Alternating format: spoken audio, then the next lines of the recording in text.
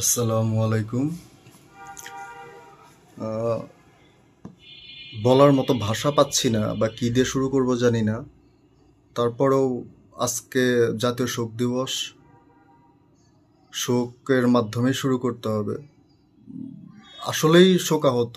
গতকালকে থেকে মনটা এত বিষণ্ণ, এত খারাপ, বলার বাইরে। আর আজকে সকাল থেকে তো মানে একটা ট্রমাটাইজের মধ্যে আছি। গতকালকের যে ঘটনাটা, মাইলস্টোন স্কুল অ্যান্ড কলেজের উপর যে ঘটনাটা হয়েছে বাংলাদেশ এয়ারফোর্সের যে প্লেনটার কারণে, প্রতিষ্ঠানটা আমার অফিসের একদম পাশেই বলতে পারেন, একদম কাছেই। দ্যাটস ওয়াই ঘটনাটা সম্পর্কে আমি হয়তো অন্যদের চেয়ে অনেক ক্লোজলি জানি। ঘটনাটা আসলে মেনে নেওয়ার মতো না। কারণ ছোট ছোট বাচ্চাগুলো যখন বারবার বের হচ্ছিল, একটার পর একটা, একটার পর একটা, একটার পর একটা, এক একজন করে যখন বের হচ্ছিল, তাদের প্রথম আকুতি কি ছিল জানেন? পানি খাবো। তাদের প্রথম মানে আকুতি ছিল পানি খাবো।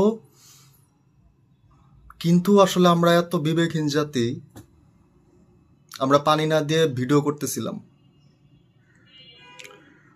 ইভেন আশেপাশের যে দোকানদারগুলো ছিল, 1 লিটার পানির দাম, 2 লিটার পানির দাম 600 টাকা, 1000 টাকা চাচ্ছিল। আহ, আমি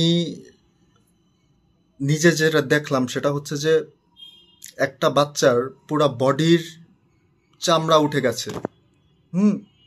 তাকে সিএনজিতে উত্তরার একটা মেডিকেল আনা হচ্ছে বা আনা হবে। সিএনজি এলাকায় যখন বলা হলো যে ভাই হেল্প করেন বা একটু নিয়ে যান, সে বলল যেন ভাই সিএনজিতে যেন ব্লাড না পড়ে, আর ব্লাড পড়লে সেটা মুছে দিতে হবে। সো আপনি চিন্তা করেন কতটা বিবেকহীন মানুষ হয়ে গেছে আমরা, কতটা মানে আসলে স্বার্থপর। আসলে মানে বিবেক কি আলটিমেটলি কাজ করে নাকি কাজ করে না, এটা আমি আসলে বুঝতে পারি না। উম, এই মুহূর্তে আসলে কারো প্রসঙ্গে বাজে কিছু বলার বা খারাপ কোনো মন্তব্য করার ইচ্ছাও হচ্ছে না, কারণ মনটা আসলে খুবই বিষণ্ণ, খুবই খারাপ। প্রচুর ছেলে মেয়ে মারা গেছে, প্রচুর। যেটার অরিজিনাল সংখ্যাটা কোনোদিনই ফ্লাশ হবে না, কারণ বাংলাদেশে ভূমিধস, বিল্ডিং পড়ে যাওয়া, কোনো দুর্ঘটনা, এটার প্রপার কোনো সংখ্যা আমরা কখনোই জানতে পারি না। প্রপার কোনো সংখ্যা কখনো অ্যানাউন্স করা হয় না। এটা হচ্ছে আমাদের একটা বড় দুর্ভাগ্য। কিছুক্ষণ আগে মাইলস্টোনের শিক্ষার্থীরা উত্তরার যে দিয়াবাড়ির গোল চত্বর আছে সেটা ঘেরাও করে সেখানে জাস্ট একটা কর্মসূচি পালন করছে। তাদের 6 দফা দাবি।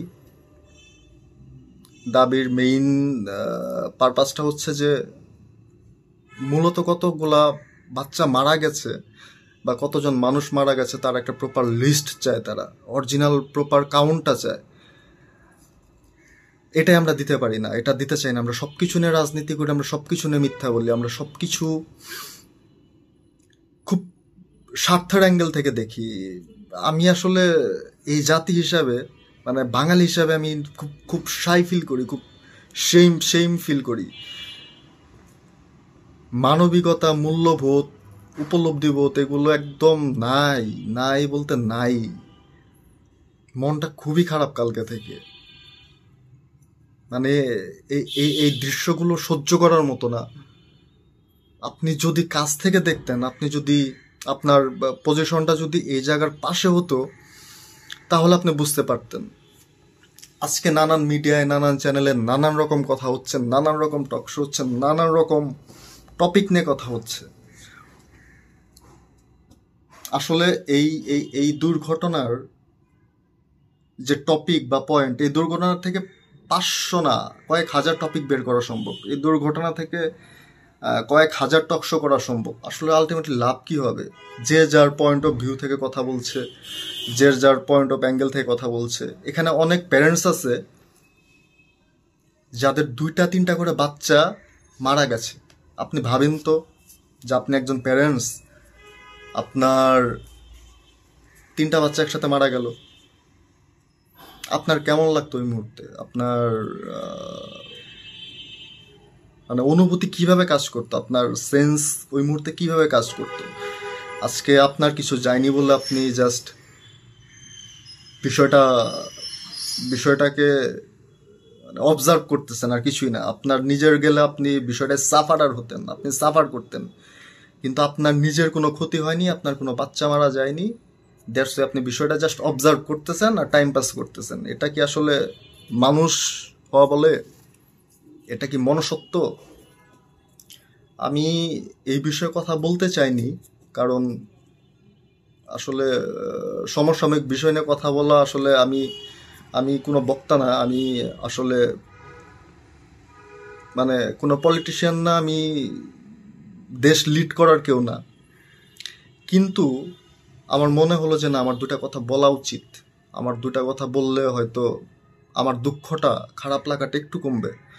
আমি আসলে খুব বেশি দুঃখ পাইছি যখন ছোট ছোট বাচ্চাগুলো পানি চাচ্ছে, কাতরাচ্ছে, কিন্তু সবাই ভিডিও করতেছে, কেউ পানি দিচ্ছে না।